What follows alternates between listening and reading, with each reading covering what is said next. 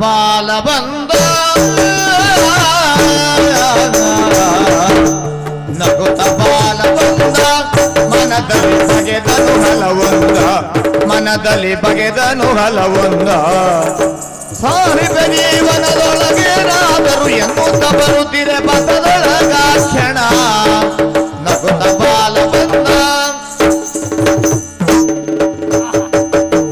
ಇದು ನೀವು ಅಲ್ಲ ನೀನು ನಿನ್ನನ್ನು ಕಂಡಾಗ ಈ ಬಾಲನಿಗೆ ಸಂತೋಷ ಜೊತೆಗೆ ಆಶ್ಚರ್ಯ ಎರಡೂ ಆಯಿತು.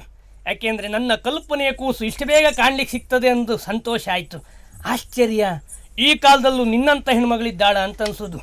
ದೇವಸ್ಥಾನಕ್ಕೆ ನೀನು ಹೋಗಿ ಬರುವುದರಿಂದ ನಿನಗೆ ದೇವ್ರ ಮೇಲೆ ಭಕ್ತಿ ಉಂಟು ಅಂತಾಯಿತು. ನಿನ್ನ ವರ್ತನೆಯಿಂದ ಹಿರಿಯವ್ರ ಮೇಲೆ ಗೌರವ ಉಂಟು ಅಂತಾಯಿತು. ಯಾರು ಬರಲಿ ಯಾರು ಹೋಗಲಿ ಒಬ್ಬರಲ್ಲಿಯೂ ಒಂದೇ ಒಂದು ಮಾತಾಡುವುದಿಲ್ಲ. ಬಹುಶಃ ಮಾತು ಕಡಿಮೆಯೋ ಏನೋ ಅಲ್ಲ. ಹಾಗಾಗಿ ನಿನ್ನನ್ನೇ ಮದುವೆ ಆಗಬೇಕು ಅನ್ನೋ ಮನಸ್ಸು ನನಗಾಗಿದೆ. ನಿನ್ನ ಹೆಸರೇನು? ನೀ ಹೀಗೆ ಒಂದೂ ಮಾತಾಡದೆ ಮೌನವಾಗಿರ್ಲಿಕ್ಕೆ ಕಾರಣ ಏನು? ನಿಮ್ಮ ಮನೆಯಲ್ಲಿ ಹೇಳ್ತೀಯಾ? ಮೌನೇಶ್ವರಿ ನಾನು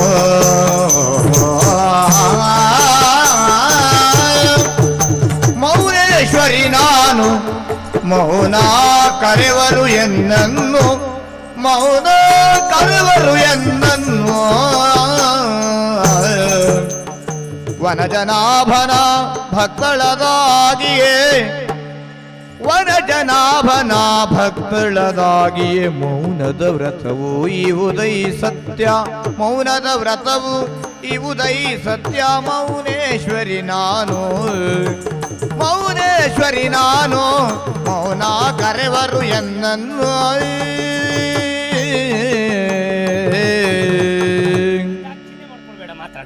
ಮೊದಲಾಗಿ ಹೊಂದಿಸ್ಕೊಳ್ತಾ ಇದ್ದೇನೆ. ಒಳ್ಳೆಯದು. ಎಷ್ಟು ಒಳ್ಳೆ ಮಾತಾಡ್ತೀರಿ. ನಿಮ್ಮಷ್ಟು ಒಳ್ಳೆ ಮಾತಾಡ್ಲಿಕ್ಕೆ ಬರುವುದಿಲ್ಲ, ಬಹಳ ಕಡಿಮೆ ಮಾತಾಡೋದು. ನೀನ್ ನೋಡ್ದಾಗ್ಲೇ ಅಂದ್ಕೊಂಡೆ ನೀ ಕಡಿಮೆ ಮಾತಾಡುವವಳು ಅಂತ. ಹೆಚ್ಚಿಗೆ ಮಾತಾಡಿ ಅಭ್ಯಾಸ ಇಲ್ಲ. ಹಿರಿಯರೊಂದು ಮಾತನ್ನ ಹೇಳಿದ್ರು, ಏನು? ಪರಸ್ಪರ ಪರಿಚಿತರು ಸಿಕ್ಕಾಗ ಯೋಗಕ್ಷೇಮ ಕೇಳಿ ತಿಳಿಬೇಕು, ಅಪರಿಚಿತರು ಸಿಕ್ಕಾಗ ಪರಿಚಯ ಮಾಡಿಕೊಳ್ಳುವುದರಲ್ಲಿ ಯಾವ ತಪ್ಪು ಇಲ್ಲ ಅಂತ. ಅಂತಹ ನೀವು ಪರಿಚಯ ಕೇಳ್ತೀರಿ ಅಂತ ಆದ್ರೆ ಹೇಳಬೇಕಾದ ನನ್ನ ಆದ್ಯ ಕರ್ತವ್ಯ ಎನ್ನುವ ಹಾಗೆ ಭಾವಿಸಿಕೊಂಡಿದ್ದೇನೆ. ನಮ್ಮ ಅಜ್ಜ ನಾರಾಯಣ, ಅಜ್ಜಿ ಲಕ್ಷ್ಮೀದೇವಿಗೆ 4 ಜನ ಗಂಡ್ಮಕ್ಳು, ಗೋವಿಂದ, ಗೋಪಾಲ, ಇನ್ನೊಂದು ಪಾಪ ಪಾಂಡುವ. ಪಾಪ ಅಲ್ಲ, ಪಾಂಡು. ಹೌದು, ಗೋವಿಂದ, ಗೋಪಾಲ, ಪಾಂಡು, ಮತ್ತೊಬ್ರು ಆತ್ಮಹತ್ಯೆ ಸುಂದರ್, ಮಹಾಲಿಂಗ ಅಂತ ಹೇಳಿ. ಈ ನಾರಾಯಣ ಮತ್ತು ಲಕ್ಷ್ಮೀ ದೇವಿಗೆ 4 ಜನ ಗಂಡ್ಮಕ್ಳಲ್ಲಿ ಈ ಮಹಾಲಿಂಗ ಎನ್ನುವರು ಕಿರಿಯವರು. ಮೊದಲು 3 ಜನರಿಗೆ ಮದುವೆ ಆಗಿತ್ತು, ಅವ್ರಿಗೆ ಅವ್ರದೇ ಆದಂತ ಒಂದು ಸಂಸಾರವೂ ಇದ್ದಿತ್ತು. ಆಮೇಲೆ ಈ ಮಹಾಲಿಂಗ ಎನ್ನುವರಿಗೂ ಮದುವೆ ಆಯ್ತು. ಮದುವೆ ಆಗಿ ಅದೆಷ್ಟೋ ಸಮಯ ಕಳೆದ್ರು, ಒಂದು ಗಂಡು ಸಂತಾನ ಇದ್ದಿತ್ತು. ಆಮೇಲೆ ಅದೆಷ್ಟೋ ಸಮಯ ಕಳೆದ್ರು ಅಪ್ಪ ಅಮ್ಮನಿಗೆ ನಾನು ಹುಟ್ಟಲೇ ಇಲ್ಲ ಅಂತೆ. ಮತ್ತೆ ಯಾರಿಗೆ ಹುಟ್ಟಿದ್ಯೋ ಏನ? ಅಯ್ಯೋ ಹಾಗಲ್ಲ, ಹೆಣ್ಣು ಸಂತಾನ ಇರ್ಲಿಲ್ಲ. ಆ ಹೆಣ್ಣು ಸಂತಾನ ಆ ಚಿಂತೆಯಲ್ಲಿ ಇದ್ದು ಬಂದು ದೇವರಿಗೆಲ್ಲ ಹರಕೆ ಹೊತ್ರು. ನಾನು ನಿನ್ನ ಹೆಸರಲ್ಲ ಕೇಳಿದ್ದು. ಬರ್ತದೆ ಹರಕೆ ಹೊತ್ರು ಅಂತ ಆಯ್ತು. ಹರಕೆ ಫಲರೂಪ ಎನ್ನುವ ಹಾಗೆ ನಾನು ಹುಟ್ಕೊಂಡೆ ಎನ್ನುವ ಹಾಗೆ ಅವರೆಲ್ಲ ಹೇಳುವುದು. ಈಗ ಮಕ್ಕಳು ಹುಟ್ಟಿದ ಮೇಲೆ ಒಂದು ನಾಮಕರಣ ಆಗ್ಬೇಕಾ ಬೇಡ? ನಿನ್ನ ಹೆಸರು ಬರ್ತದೆ, ಗಡ್ಬಿಡಿ ಮಾಡಬೇಡಿ. ನಾಮಕರಣ ಆಗ್ಬೇಕು ಅಂತ ಆದ್ರೆ ಮನೇಲಿದ್ದವ್ರು ಮಾತ್ರ ಸಾಕಾಗುದಿಲ್ಲ ಎನ್ನುವ ಕಾರಣಕ್ಕಾಗಿ ಆಚೆ ಮನೆಯವರು, ಈಚೆ ಮನೆಯವರು, ಅಕ್ಕಪಕ್ಕದ ಮನೆಯವರು, ಅಜ್ಜಿ ಮನೆಯವರು, ದೊಡ್ಡ ತಿಂಗಳಿಗೆ 3 ಜನ ಅಜ್ಜಿ ಮನೆಯವರಿಗೆ ಎಲ್ರಿಗೂ ನೀನು ಬಹಳ ಕಡಿಮೆ ಮಾತಾಡುವುದಲ್ಲ. ಹೌದೌದು, ಎಲ್ರಿಗೂ ಹೇಳಿಕೆ ಕಳಿಸಿದ್ರು ಅಂತ ಆಯ್ತು. ಎಲ್ರು ಬಂದು ಹಾಗೆ ಸೇರಿ ಆಚೆ ಈಚೆ ನೋಡುವಾಗ ಅಲ್ಲಿ ಭಟ್ರೆ ಇರ್ಲಿಲ್ಲ. ಅಂದ್ರೆ ಭಟ್ರು ಬರುವುದೇ ತಡಾಗ ಹೋಗಿತ್ತು.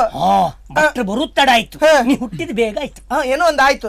ಅದು ಭಟ್ರು ಬಂದು ಯಾವ ಹೆಸರು ಅಂತ ಆಲೋಚನೆ ಮಾಡುವಾಗ ಆ ಹೆಸರು, ನಿನ್ನ ಹೆಸರು ಒಂದು ಹೇಳ್ಬಿಟ್ರೆ ಬರ್ತದೆ, ಗಡಿಬಿಡಿ ಮಾಡಬೇಡಿ. ಒಂದು ವಿಷಯ ಗೊತ್ತಾ ನಿಮ್ಗೆ?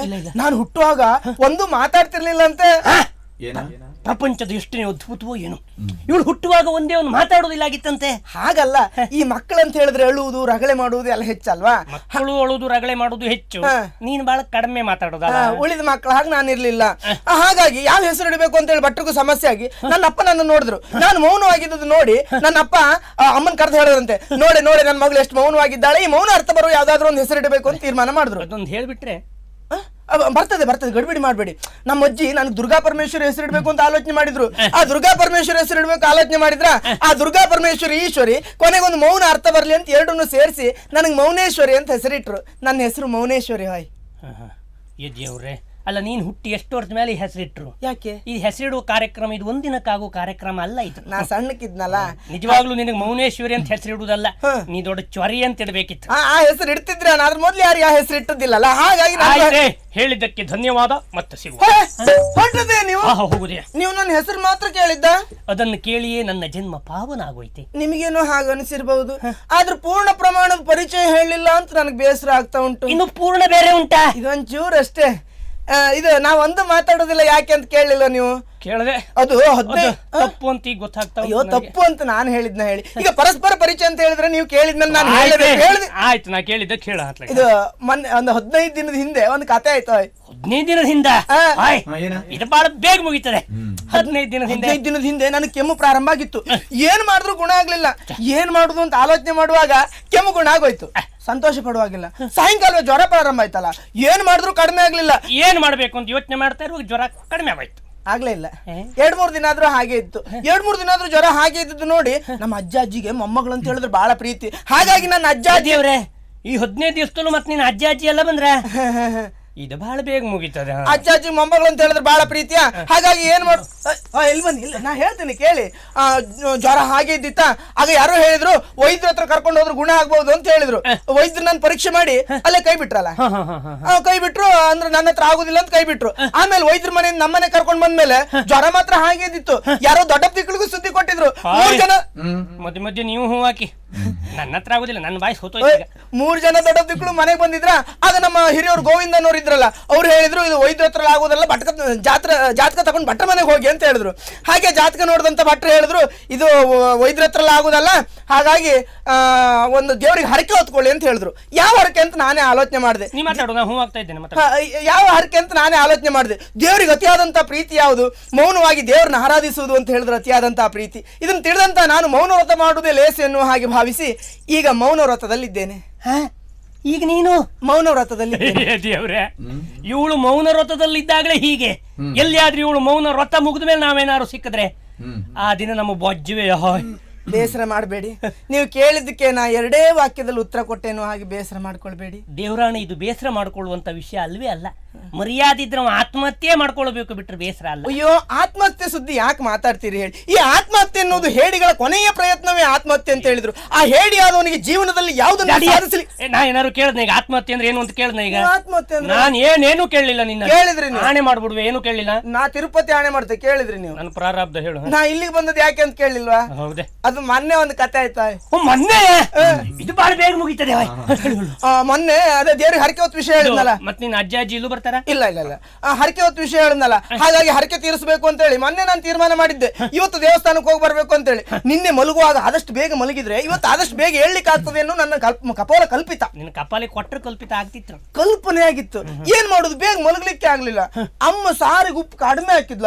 ನೀ ಸಾರಿನ ಪಾತ್ರೆ ಒಳಗೆ ಮಲಗುದೆ? ಅದಲ್ಲ, ಊಟ ಮಾಡ್ಬೇಕಾ ಬೇಡವಾ? ಹಾಗಾಗಿ ಅಮ್ಮ ಅದಲ್ಲ, ನಿಮ್ ಮನೇಲಿ ಕೊಚ್ಚಿಗೆ ಅನ್ವಾ ಬೆಣ್ತಕ್ಕೆ ಅನ್ವಾ? ಕರ್ಮ, ನಮ್ಮಲ್ಲಿ ಎಂತ ಸುಡ್ಗಾಡಾರು ಅನ್ನ ಸಾಯ್ಲಿ. ನೀವ್ ಯಾಕೆ ನಮ್ಮ ಮನೇಲಿ ಅಮ್ಮ ಕೊಚ್ಚಿಗೆ ಅನ್ನ ಮಾಡಿಲ್ಲ, ಗಟ್ಟಿಯಾಗಿತ್ತು. ಗಟ್ಟಿಯಾದ್ರಿಂದ ಊಟ ಮಾಡೋದು ತಡ ಆಯ್ತಾ? ಊಟ ಮಾಡೋದು ತಡ ಆದ್ರಿಂದ ಮಲಗು ತಡ ಆಯ್ತು. ಮಲಗು ತಡ ಆದ್ರಿಂದ ಬೆಳಿಗ್ಗೆ 7 ತಡ ಆಯ್ತು. 7 ತಡ ಆಯ್ತಲ್ಲ ಅಂತ ಮತ್ತೆ ತಡ ಮಾಡ್ಲಿಲ್ಲ. ಆ ಕ್ಷಣದಲ್ಲಿ ನಿತ್ಯ ಕರ್ಮವನ್ನೆಲ್ಲ ಒಂದೇ ಸಮನೆ ಪೂರೈಸಿ ಅಲ್ಲೇ ಹಾಸಿಗೆ ನಿಮ್ಮ ನಿತ್ಯ ಕರ್ಮವನ್ನೆಲ್ಲ ಪೂರೈಸಿ ಅಷ್ಟು ಸಾಕು. ಹಾಗೆ ದೇವಸ್ಥಾನಕ್ಕೆ ಬರ್ತಿದ್ನ, ನೀವು ಸಿಕ್ಕಿದ್ರಿ. ಮತ್ತೆ ನಾನು ಬಹಳ ಕಡಿಮೆ ಮಾತಾಡ್ದೇನಲ್ಲ, 2 ವಾಕ್ಯದಲ್ಲಿ ಮಾತಾಡ್ದೆ. ಹೌದೌದು. ಮತ್ತೊಂದು ವಿಷಯ ಕೇಳಿದ್ರೆ ನೀವು ಹೇಳಲಿಕ್ಕೆ ನಂಗೆ ನಾಚಿಕೆ ಆಗ್ತದೆ. ಬೇಡ ಬೇಡ. ಮದುವೆ ಆಗುದಾದ್ರೆ ಜೀವನದಲ್ಲಿ ನಿನ್ನನ್ನೇ ಮದುವೆ ಆಗ್ತೇನೆ ಅಂತ ಹೇಳ್ದಾಗಿತ್ತಪ್ಪ. ನಾನವನಲ್ಲ ನಾನವನಲ್ಲ ನಾನವನಲ್ಲ. ಇಲ್ಲ, ನೀವೇ ನನಗೊತ್ತು ನೋಡಿ. ಮದ್ವೆ ವಿಷಯ ಮಾತಾಡುದಾದ್ರೆ ನೀವು ನನ್ನ ಹತ್ರ ಮಾತಾಡುದು ಬೇಡ, ನಮ್ಮ ಅಣ್ಣನ ಹತ್ರ ಮಾತಾಡುದು ಒಳ್ಳೇದಾಯ್. ಇವಳೇ ಹೀಗೆ, ಇವಳ ಅಣ್ಣ ಸಾಕ್ಷಾತ್ ಬೃಹಸ್ಪತಿ ಅವ. ಅದಲ್ಲ, ನಮ್ಮ ಮನೆ ದಾರಿ ಇಲ್ಲ ಅಂತ ಕೇಳಿದ್ರಿ. ಈಗ ಅಣ್ಣ ಹತ್ರ ಮಾತಾಡ್ಬೇಕು ಅಂತ ನಮ್ಮ ಮನೆಗೆ ಬರ್ಬೇಕಾ ಬೇಡವಾ? ನೀವು ಮುಂದಿನ ವರ್ಷ ಹೇಳಿ, ವರ್ಷ ಬೇಡ. ಅಯ್ಯೋ, ಹಾಗಾಗ್ತದೆ ಹೇಳಿ. ಭೇಟಿ ಎನ್ನುವುದು ಆಕಸ್ಮಿಕ. ಇವತ್ತು ನೀವು ಸಿಕ್ಕಿದ್ರೆ ನಾಳೆ ಸಿಕ್ತಿ. ಆಯ್ತು, ನಿಮ್ಮ ಮನೆಯಲ್ಲಿ ಹೇಳಿ. ಹೇಳ, ನಮ್ಮ ಮನೆ ಬಹಳ ಹತ್ರ ಉಂಟಾಯ್. ಮನೆ ಹತ್ರ ಉಂಟು, ನಿಂಗೆ ಹೇಳುದು ಯಾವ ವರ್ಷವೇನೆ. ಅದ ಇದೇ ದಾರಿಯಲ್ಲಿ ಸ್ವಲ್ಪ ಮುಂದೆ ಹೋದ್ರಾಯ್ತು. ಅಲ್ಲೇ ನಿಮ್ಮ ಮನೆ ಅಲ್ವಾ? ಆ ದಾರಿ ಬಹಳ ದೂರ ಹೋಗ್ತದೆ. ಎಲ್ಲಂತ ಹೋಗ್ತೀರಿ? ಸ್ವಲ್ಪ ಮುಂದೆ ಹೋದ್ಮೇಲೆ 4 ದಾರಿ ಕೂಡಿದ್ರು ರಸ್ತೆ ಸಿಗ್ತದೆ. ಬಲ ಬದಿ ಹೋಗ್ಬೇಡಿ, ಎಡ ಬದಿ ಹೋಗ್ಬೇಡಿ, ಬಂದ ದಾರಿಯಲ್ಲೇ ಹಿಂದೆ ಹೋಗ್ಬೇಡಿ. ನನಗೆ ಮುಳ್ಳು ನೋಡು, ಬಂದ ದಾರಿಯಲ್ಲೇ ಹಿಂದೆ ಹೋಗ್ಲಿಕ್ಕೆ. ನೇರ ದಾರಿಯಲ್ಲಿ ಹೋದ್ರಾಯ್ತು. ಹಾಗೆ ಸ್ವಲ್ಪ ಮುಂದೆ ಹೋದ್ಮೇಲೆ ಎಡ ಬದಿ ಒಂದು ದಾರಿ ಕಾಣ್ತದೆ, ಅಲ್ಲೇ ಕೆಳಗಿಳಿದು ಹೋದ್ರೆ ನಿಮ್ಮ ಮನೆ. ಅದು ಬಟ್ಟ ಮನೆಗೆ ಹೋಗ್ಬೇಡಿ ನೀವು. ಹಾಗಾಗಿ ಒಂದ್ ಕೆಲಸ ಮಾಡು, ಏನು? ನಿಮ್ಮ ಮನೆ ಬಂದ್ಮೇಲೆ ಹೇಳು, ಅಲ್ಲಿವರಿಗೆ ನಾ ಸ್ವಲ್ಪ ಕುತ್ಕೊಳ್ತೇನೆ. ಹಾಗಾಗ್ತದ ಹೇಳಿ ನೋಡಿ, ಪರಸ್ಪರ ಪರಿಚಯ ಅಂತ ಹೇಳಿ.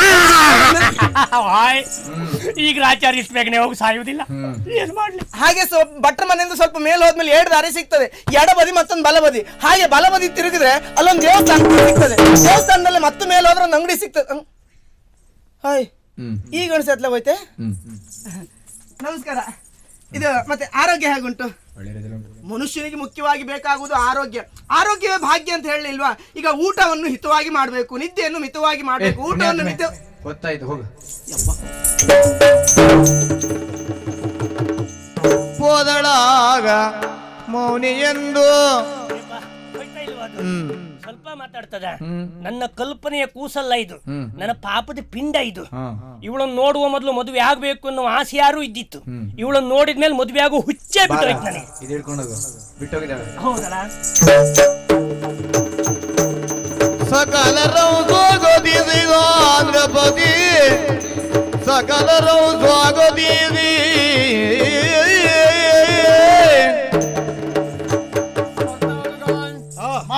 ಸಂಸ್ಕೃತಿಯ ತವರೂರಾದ ಈ ನಮ್ಮ ಕಲ್ಪನಾಪುರದಲ್ಲಿ ಪ್ರತಿ ವರ್ಷದಂತೆ ಈ ವರ್ಷವೇ ದಸರಾ ಮಹೋತ್ಸವವನ್ನು ಬಹಳ ವಿಜೃಂಭಣೆಯಿಂದ ನಾನು ಆಚರಿಸುತ್ತಾ ಇದ್ದೇನೆ. ಪ್ರತಿ ದಿವಸ ಒಂದೊಂದು ಸಾಂಸ್ಕೃತಿಕ ಕಾರ್ಯಕ್ರಮಗಳನ್ನು ನಾನು ಹಮ್ಮಿಕೊಂಡಿದ್ದೇನೆ. ಇವತ್ತಿನ ದಿವಸದಲ್ಲಿ ಅನೇಕ ಸಾಂಸ್ಕೃತಿಕ ಕಾರ್ಯಕ್ರಮಗಳು ಈಗ ನಡೆಯಲಿಕ್ಕಿದ್ದಾವೆ. ಪ್ರಥಮದಲ್ಲಿ ಚರ್ಚಾ ಸ್ಪರ್ಧೆ. ಚರ್ಚೆ ಮಾಡಬೇಕು ಅಂತ ಆದ್ರೆ ಚರ್ಚೆಗೊಂದು ವಿಷಯ ಬೇಕೋ ಬೇಡವೋ ಹೇಳಿ. ಹಾಗಾಗಿ ಚರ್ಚೆಗೆ ಕೊಡುವ ವಿಷಯವನ್ನು ಸರಿಯಾಗಿ ಗಮನ ಇಟ್ಟು ಕೇಳಿ. ಮನುಷ್ಯನ ಬದುಕಿನಲ್ಲಿ ಮಾತು ಶ್ರೇಷ್ಠವೋ ಮೌನ ಶ್ರೇಷ್ಠವೋ? ಉತ್ತರಿಸಿ ನೋಡೋಣ. ಹೇಳಿ. ಮನುಷ್ಯನ ಬದುಕಿನಲ್ಲಿ ಮೌನವೇ ಶ್ರೇಷ್ಠ. ಮಾತೇ ಶ್ರೇಷ್ಠ. ಮೌನವೇ ಶ್ರೇಷ್ಠ. ಮಾತೇ ಶ್ರೇಷ್ಠ. ಮೌನವೇ ಶ್ರೇಷ್ಠ. ಉತ್ತರ ಕೊಡ. ಇವಳ ಎದುರಿಗೆ ನನ್ನ ವಾದವೇ ಇಲ್ಲ. ಯಾಕೆ? ಇದೊಂದು ದೊಡ್ಡ ಮಾತನೆ ಪೆಟ್ಟಿಗೆ ಇದು.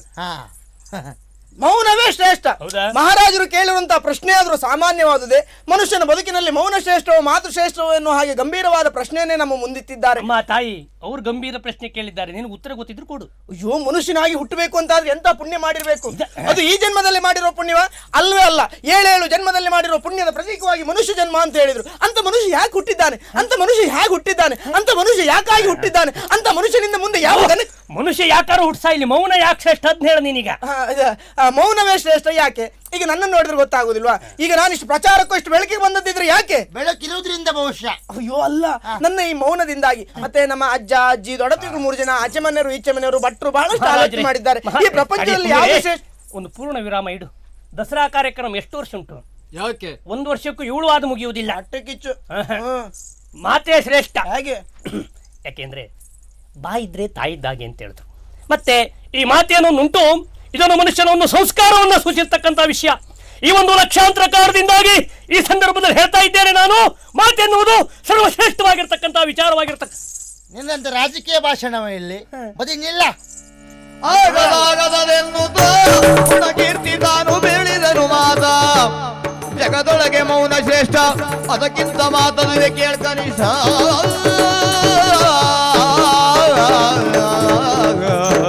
ಮಾತು ಶ್ರೇಷ್ಠವೋ ಮೌನ ಶ್ರೇಷ್ಠವೋ? ಅವಳು ಹೇಳ್ತಾ ಇದ್ದಾಳೆ ಮೌನವೇ ಶ್ರೇಷ್ಠ ಅಂತ. ನೀನ್ ಹೇಳ್ತಾ ಇದ್ದಿ ಮಾತು ಶ್ರೇಷ್ಠ ಅಂತ. ನಿಜವಾಗಿಯೂ ಮಾತೇ ಶ್ರೇಷ್ಠವಾದದ್ದು. ಕೇಳ ಮೌನ ಅದಕ್ಕಿಂತಲೂ ಶ್ರೇಷ್ಠವಾದದ್ದು. ಶ್ರೀಯುತ್ರೆ, ನೀವು ಸರಿಯಾಗಿ ಕೇಳಿ. ಈಗ ನೀವೇನ್ ಹೇಳಿದಾಗಾಯ್ತು ಈಗ? ಹೌದಪ್ಪ, ಮಾತು ಶ್ರೇಷ್ಠ ಯಾಕೆ? ಯಾಕೆ? ಮಾತಿನ ಕುರಿತು ಒಂದು ಮಾತು ಹೇಳಿದ್ದಾರೆ, ಕೇಳಿದ್ದೀಯಾ? ಏನು? ಮಾತಿ ನಿಮ್ ನಡೆನುಡಿಯು, ಮಾತಿ ನಿಮ್ ಹಗೆ ಕೊಲೆಯು, ಮಾತಿ ನಿಮ್ ಸರ್ವ ಸಂಪದವು, ಲೋಕಕ್ಕೆ ಮಾತೇ ಮಾಣಿಕ್ಯವು ಅಂತ ಹೇಳಿದ್ರು. ಯಾವ ಮಾತು? ಯಾವುದು ಹಿತವಾದಂತ, ಮಿತವಾದಂತ, ಮಧುರವಾದಂತ, ಅರ್ಥಪೂರ್ಣವಾದಂತ ಮಾತಿದೆಯೋ ಅದು ಮಾಣಿಕ್ಯ ಸದೃಶ್ಯವಾದದ್ದು. ಮತ್ತೆ ಒಂದು ವಿಷಯವನ್ನು 10 ವಾಕ್ಯದಲ್ಲಿ ಬಳಸಿ ಮಾತಾಡುವ ಮಾತುಗಾರ ಅಲ್ಲ. 10 ವಿಷಯಗಳನ್ನ 1-2 ವಾಕ್ಯದಲ್ಲಿ ಯಾರು ಮಾತಾಡ್ತಾರೋ ಅವ ನಿಜವಾದ ಮಾತುಗಾರ. ಹೌದು, 10 ವಿಷಯಗಳನ್ನ ಒಂದೇ ವಾಕ್ಯದಲ್ಲಿ ಮಾತಾಡುವ ಮಾತುಗಾರ. ಒಂದೇ ವಿಷಯವನ್ನ 10 ವಾಕ್ಯದಲ್ಲಿ ಮಾತಾಡುವ ಮಾತುಗಾರ ಅಲ್ಲ, ಕೇಳುವವರ ಕಿವಿಯನ್ನ ಕೊರೆಯುವ ತೂತುಗಾರ. ಹೌದಾ? ಮೌನ ಅದಕ್ಕಿಂತಲೂ ಶ್ರೇಷ್ಠ ಯಾಕೆ? ಮೌನದ ಕುರಿತು ಒಂದು ಮಾತು ಉಂಟು, ಕೇಳಿದ್ದೀಯಾ? ಮಾತು ಬೆಳ್ಳಿ ಮೌನ ಬಂಗಾರ ಅಂತ ಹೇಳಿದ್ರು. ಅನ್ನೋದ್ರ ಅರ್ಥ ಮೂಗನಾಗಿ ಮೂಲೆಯಲ್ಲಿ ಕುಳಿತುಕೊಳ್ಬೇಕು ಅಂತ ಅರ್ಥ ಅಲ್ಲ. ಆ ಮಾತಿಗೊಂದು ಮಿತಿ ಇರಬೇಕು, ಹಿತವಾಗಿರ್ಬೇಕು ಎನ್ನುವ ಅರ್ಥದಲ್ಲಿ ಮೌನ ಅಂತ ಹೇಳಿದ್ದು. ಮತ್ತೆ ಮೌನದಿಂದಲೇ ಸಾಧಿಸುವುದಕ್ಕೆ ಸಾಧ್ಯ ಎನ್ನುವುದನ್ನು ಅನೇಕರು ತೋರಿಸಿಕೊಟ್ಟಿದ್ದಾರೆ. ಈಗ ತಪಸ್ಸು ಅಂತ ಹೇಳಿದ್ರೆ ಒಂದು ಸಾಧನೆ, ಹೌದಾ? ಆ ಸಾಧನೆಯನ್ನು ಮಾಡಬೇಕು ಅಂತ ಆದ್ರೆ ಋಷಿ ಮುನಿಗಳು ತಮ್ಮ ಮೌನದಿಂದಲೇ ಸಾಧನೆಯನ್ನು ಮಾಡಿದ್ದಾರೆ, ಸಿದ್ಧಿಸಿಕೊಂಡಿದ್ದಾರೆ ಅಂತ ಆದ್ರೆ ಮೌನ ಶ್ರೇಷ್ಠವಾದದ್ದು, ಜ್ಯೇಷ್ಠವಾದದ್ದು. ಮೌನವೇ ಶ್ರೇಷ್ಠವಾದದ್ದು. ಸರಿಯಾದ ಉತ್ತರವನ್ನೇ ಕೊಟ್ಟಿದ್ದೀಯ. ಇನ್ನೂ ಕೆಲವು ಪ್ರಶ್ನೆಗಳನ್ನ ನಿಮ್ಮಲ್ಲಿ ಕೇಳಲಿಕ್ಕಿದ್ದೇನೆ. ಭೂಮಿಗಿಂತ ದೊಡ್ಡ ದೇವರು ಯಾವುದು? ಹೌದು, ಭೂಮಿಗಿಂತ ದೊಡ್ಡ ದೇವರು ಕಣ್ಣಿಗೆ ಕಾಣುವ ಮರಳು ಚಿಕ್ಕು. ಬಾಯಿ ಮುಚ್ಚ ಓರ್ಬೊಬ್ಬರಿಯ. ಭೂಮಿಗಿಂತಲೂ ದೊಡ್ಡ ದೇವರು ಯಾವುದು? ಯಾವುದು? ಈ ಪ್ರಪಂಚದಲ್ಲಿ ತಾಯಿಗಿಂತ ದೊಡ್ಡ ದೇವರು ಬೇರೆ ಇದೆಯೇನೋ? ಇನ್ನೊಂದು ಸಂದರ್ಭದಲ್ಲಿ ಗಿರಿಜೆಯೇ ತೋರಿಸಿಕೊಟ್ಟಿದ್ದಾಳೆ. ತನ್ನ ಮಕ್ಕಳನ್ನ ಕರೆದು ಹೇಳಿದಂತೆ, ಈ ಪ್ರಪಂಚವನ್ನು 3 ಬಾರಿ ಸುತ್ತಿ ಯಾರು ಪ್ರಥಮವಾಗಿ ಬರ್ತೀರಿ ಅಂತ. ಆಗ ಷಡಾನನ ತನ್ನ ವಾಹನವಾದಂತ ನವಿಲನ್ನ ಏರಿ ಹೊರಟ. ಆದ್ರೆ ಗಣಪ ತಾಯಿಯನ್ನೇ 3 ಸುತ್ತು ಬಂದು ನಿಂತ. ಸರಿ ಉಂಟು ಮಾಡಿದ್ದು. ಯಾಕೆ? ಅವ ಇಲಿಯನ್ನ ಏರ್ಕೊಂಡು ಎಲ್ಲಿಗೆ ಅಂತ ಹೋಗುದು, ಹಾಗಾಗಿ ಅಲ್ಲೇ 3 ಸುತ್ತು ಬಂದವ. ನಿನ್ನ ತಲೆ ಅದಲ್ಲ. ಪ್ರಪಂಚವನ್ನು ಸುತ್ತಬೇಕಾದಂತ ಅವಶ್ಯಕತೆ ಇಲ್ಲ. ತಾಯಿಯನ್ನು ಸುತ್ತಿದ್ರೆ ಇಡೀ ಪ್ರಪಂಚವನ್ನು ಸುತ್ತಿದ ಹಾಗೆ ಅಂತ ಹೇಳಿದ್ರೆ, ಭೂಮಿಗಿಂತಲೂ ದೊಡ್ಡ ದೇವರು ಅಂತ ಹೇಳಿದ್ರೆ ಅದು ತಾಯಿ. ತಾಯಿಗಿಂತ ದೊಡ್ಡ ದೇವರು ಬೇರೆ ಯಾವುದೂ ಇಲ್ಲ. ಕೊನೆಯದಾಗಿ ಮತ್ತೊಂದು ಪ್ರಶ್ನೆ, ಅತಿ ರುಚಿಯಾದ ವಸ್ತು ಯಾವುದು? ನನಗೆ ಅತಿ ರುಚಿಯಾದ ವಸ್ತು ಅಂದ್ರೆ ಅಲ್ಲಾಡಕ್ಕೆ. ಅದು ನೀವು ಹೇಳುವುದೇ ಬೇಡ, ನಿಮ್ಮ ಹಲ್ಲು ನೋಡಿದ್ರೆ ಗೊತ್ತಾಗುದಿಲ್ವಾ? ನನಗೆ ಅತಿ ರುಚಿ ಅಂದ್ರೆ ಮಧು. ಎಂತದ್ದ? ಎಂತದ್ದು ಅದು? ಜೇನುತುಪ್ಪ ಅಂತ ಹೇಳಿದ್ದು. ಅದೇ ಅದೇ. ಅತಿ ರುಚಿಯಾದಂತ ವಸ್ತು ಯಾವುದು? ಯಾವುದು? ತಾಯಿಗಿಂತ ಬಂಧು ಇಲ್ಲ, ಉಪ್ಪಿಗಿಂತ ರುಚಿ ಇಲ್ಲ. ಉಪ್ಪೇ ರುಚಿಕರವಾದದ್ದು. ನಿಲ್ಸ. ಉಪ್ಪೇ ರುಚಿಯ? ಹೌದು. ಕಲ್ಲುಪ್ಪ ಪುಡಿ ಉಪ್ಪ? ನೀವು ಯಾವುದನ್ನು ಉಪಯೋಗಿಸ್ತೀರಿ? ನಮ್ಗೆ ಎರಡೂ ಅಡ್ಡಿಲ್ಲ. ಮತ್ತೆ ಹಾಗಿದ ಮೇಲೆ ಎಲ್ಲ ಒಂದೇ. ನಾನು ಕೇಳಿದ ಎಲ್ಲಾ ಪ್ರಶ್ನೆಗಳಿಗೆ ಸರಿ ಉತ್ತರ ಕೊಟ್ಟ ನೀನೆ ವಿಜೇತನಾಗಿದ್ದೀಯಾ. ನಿನಗೆ ಪ್ರಥಮ ಬಹುಮಾನ. ಇಲ್ಲ ಇಲ್ಲ ಇಲ್ಲ, ಇದನ್ನ ಒಪ್ಕೊಳ್ಳಿಕ್ಕೆ ಆಗುದಿಲ್ಲ. ಯಾಕೆ? ನೋಡಿ, ಹಿರಿಯವರು ಯೋಚನೆ ಮಾಡಿ. ಏನು? ಮಹಾರಾಜರು ಭೇದ ಭಾವ ಮಾಡ್ತಾ ಇದ್ದಾರೆ. ಎಲ್ಲಿ? ಹೌದು, ಇಲ್ಲೇ ನಮ್ಮಂತ ಬುದ್ಧಿವಂತರಿಗೆ ಕೇಳುವ ಪ್ರಶ್ನೆ ಇದು. ಅಂದ್ರೆ ಅಷ್ಟು ಬುದ್ಧಿವಂತರು ಇಲ್ಲಿದ್ದದ್ದೇ ಹೌದು ಅಂತಾದ್ರೆ ನಾನು ಕೇಳುವ ಪ್ರಶ್ನೆಗೆ ಉತ್ತರ ಕೊಡ್ಲಿ ನೋಡುವ. ಯಾರು ಕೊಡ್ತಾ ಇದ್ರು? ನಾನು ಸಿದ್ಧಳಾಗಿ ನಿಂತಿದ್ದೇನೆ, ಬರ್ಲಿ. ಅವಳು ಪ್ರಶ್ನೆನ 25 ಬಾರಿ ಹೇಳಿದ್ಲು. ಪ್ರಥಮ ಪ್ರಶ್ನೆ, ಒಂದು ಬಾವಿ ಉಂಟು, ಬಾವಿಯಲ್ಲಿ 10 ಮೀನು ಉಂಟು. ಸರಿ. 10 ಮೀನಲ್ಲಿ 1 ಮೀನು ಸತ್ತೋಯ್ತು. ಎಷ್ಟು ಮೀನು ಉಳಿತು? ಒಂದು ಬಾವಿ ಇರುದು, ಅದ್ರಲ್ಲಿ 10 ಮೀನು ಇರ್ತದೆ, ಒಂದು ಸತ್ತೋಗ್ತದೆ. ಪ್ರಶ್ನೆ ನಾ ಹೇಳಿ ಆಯ್ತು, ಉತ್ತರ ಗೊತ್ತಿದ್ರೆ ಹೇಳು. ಹಾಗಲ್ಲ, ಆ 10 ಮೀನಲ್ಲಿ 1 ಮೀನು ಸತ್ತೋದ್ರೆ ಉಳಿಯುವುದು 9 ಅಲ್ವೇನೋ ಹೆಡ್ಡ? ಕರ್ಮ, ಆ ಸತ್ತೋದು 1 ಮೀನು ಬಾವಿಯಿಂದ ಎತ್ತಾಗ್ಲಿಕ್ಕೆ ಯಾರು? ನಿನ್ನ ಅಪ್ಪಯ್ಯ ಹೋಗಿದ್ನ ಅಲ್ಲಿಗೆ. ಅವಳಪ್ಪ ಅಂತ ಬಾವಿ ಕೆಲಸ ಮಾಡ್ತಾನ ಮತ್ತೆ ಅಂತ ಮಾತಾಡ್ತ. ಇನ್ನೊಂದು ಪ್ರಶ್ನೆ, ಒಂದು ಕುದುರೆ ಉಂಟು, ಕುದುರೆ ಎದುರುಗಡೆ 10 ಬಾಳೆಹಣ್ಣು ಉಂಟು, ಆದ್ರೂ ಕುದುರೆ ಬಾಳೆಹಣ್ಣನ್ನ ತಿನ್ನೋದಿಲ್ಲ, ಯಾಕೆ? ಏನು ಕುದುರೆ ಸಾಕಿದವ ಹೆಡ್ ಅಂತ ಮಾಡ್ಕೊಂಡಿದ್ದೀಯಾ? ಕುದುರೆ ಬಾಳೆಹಣ್ಣು ತಿನ್ಬಿಟ್ರೆ ಗಣಪತಿ ಪೂಜೆಗೆ ಇರುವುದಿಲ್ಲ ಅಂತ ಮಾಧವನಿಗೆ ತೆಗೆದಿಟ್ಟಿದ್ದ. ಅದಲ್ಲ, ಅಂದ್ರೆ ಕುದುರೆಗೆ ಆರೋಗ್ಯ ಸರಿ ಇರ್ಲಿಲ್ಲ. ಇದು ಆರೋಗ್ಯ ಶಾಸ್ತ್ರದಲ್ಲಿ ಬರ್ತಕ್ಕಂತ ವಿಷಯ. ಆ ಕುದುರೆಗೆ ಆರೋಗ್ಯ ಸರಿ ಇರ್ಲಿಲ್ವಾ? ಬಾಯಲ್ಲೆಲ್ಲ ಇಂತಿಂತ ದೊಡ್ಡ ಹುಣ್ಣಾಗಿತ್ತು. ಕರ್ಮ ಕರ್ಮ. ಆ ಕುದುರೆ ಬಾಯಿ ಹುಣ್ಣಾಗೋದಕ್ಕಿಂತ ಇಲ್ಲಾದ್ರೂ ಹುಣ್ಣಾಗ್ಬೇಕಿತ್ತು. ಅದಲ್ಲ, ಬಾಳೆಹಣ್ಣು ಮಣ್ಣಿಂದಾಗಿತ್ತು, ಹಾಗಾಗಿ ತಿನ್ಲಿಲ್ಲ. ಇನ್ನೊಂದು ಪ್ರಶ್ನೆ, ಒಂದು ಆನೆ ಉಂಟು, ಆನೆ ಎದುರುಗಡೆ 10 ಬಾಳೆಹಣ್ಣು ಉಂಟು, ಆದ್ರೂ ಆನೆ ಬಾಳೆಹಣ್ಣು ತಿನ್ನುವುದಿಲ್ಲ, ಯಾಕೆ? ನಂಗೊತ್ತಾಯ್ತು. ಬಾಳೆಹಣ್ಣು ಮಣ್ಣಿಂದಾಗಿತ್ತು, ಅದಕ್ಕೆ. ಅಲ್ಲ, ಈಗ ಆನೆ ಮಣ್ಣಿಂದಾಗಿತ್ತು, ಅದಕ್ಕೆ. ಬಹಳ ಸಂತೋಷ ಆಯ್ತು ಮಗ, ನೀನು ಭಾರಿ ಚುರುಕಿದ್ದೆ. ನಿಂದೇ ಪ್ರಶ್ನೆ ನಿಂದೇ ಉತ್ತರ, ರಗಳೇ ಇಲ್ಲ ಅತ್ಲೇ. ಮಹಾರಾಜ್ರೆ, ಬಾಲ, ನಿನ್ನ ಪ್ರಶ್ನೋತ್ತರವನ್ನ ಕೇಳಿ ಮನಸ್ಸಿಗೆ ಬಹಳ ಸಂತೋಷ ಆಯ್ತು. ಆದ್ರೆ ನೀನು ಕೇಳಿದ ಪ್ರಶ್ನೆಗಳು ಕೇವಲ ಬಾಲಿಶವಾದ ಪ್ರಶ್ನೆಗಳು. ಇದು ಮನೋರಂಜನೆಗೆ ಆದಿತ್ತು ಬಿಟ್ರೆ ಬುದ್ಧಿವಂತರ ಬುದ್ಧಿಯ ಪರೀಕ್ಷೆಗೆ ಆಗುವುದಿಲ್ಲ. ಹಾಗಾಗಿ ನಾನು ಕೇಳಿದ ಪ್ರಶ್ನೆಗಳಿಗೆ ಸರಿ ಉತ್ತರ ಕೊಟ್ಟ ಅವನಿಗೆ ವಿಜೇತನಾಗಿದ್ದಾನೆ, ಅವನಿಗೆ ಪ್ರಥಮ ಬಹುಮಾನ. ಸರಿ, ಆದ್ರೆ ಸಮಾಧಾನಕರ ಬಹುಮಾನ ಅಂತ ಕೊಡಿ ಅವನಿಗೆ. ಆಯ್ತು, ಕೊಟ್ಟಿದ್ದನ್ನು ಹಿಡ್ಕೊಂಡು ಹೋಗ್ತೇನೆ. ತ್ರಿಪುರಾಂಬ ಸ್ವಾಮಿ, ಒಂದು ವಿಭಾಗದ ಕಾರ್ಯಕ್ರಮ ಏನು ಮುಗಿಯಿತು. ಮುಂದಿನದ್ದು ನಾಟ್ಯ ಸ್ಪರ್ಧೆ. ನಾವು ಅದಕ್ಕಾಗಿ ಬಂದದ್ದಲ್ವಾ? ಅಂದ್ರೆ ನನ್ನ ಮೊಮ್ಮಗಳಿಗೆ ಒಂದು ಅವಕಾಶ ಕೊಡಬೇಕು ಅಂತ ವಿನಂತಿ. ಅವಕಾಶ ಉಂಟು, ನಡೆಯಲ್ಲಿ ನಾಟ್ಯ. ಒಳ್ಳೇದಾಗ್ಲಿ ಮಗ, ಶುರು ಮಾಡು. ಆದಿಯಲಿ ಗಜ ಮುಖಗೆ ವಂದಿಸಿ ವರದೆ ಶಾರದೆಗೆ ಅಭಿನಮಿಸಿ ಹಾಡಿ ಕುಣಿದಾಡಿದಳ ಸಭೆಯೊಳಗೆ ಮುದದಿ.